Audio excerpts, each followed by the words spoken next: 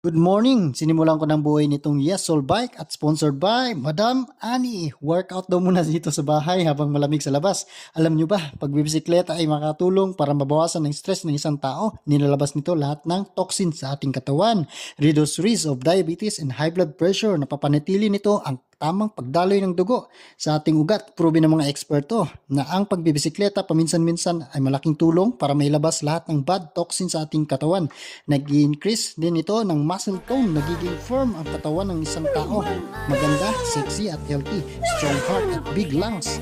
Ang pagbibisikleta ay pwedeng tawaging aerobic exercise. Oxygen depletion sa muscle ay nagpupush para mag-supply ng maraming oxygenated blood sa ating puso. Kaya pusuan nyo na rin itong video na ito.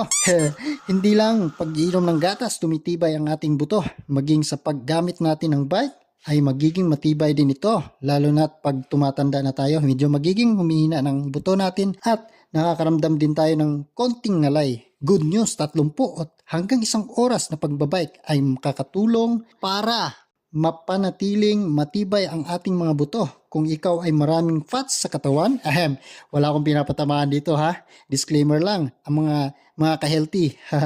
Ang regular na pagbibisikleta ay makakatulong upang malusaw lahat ng taba sa katawan.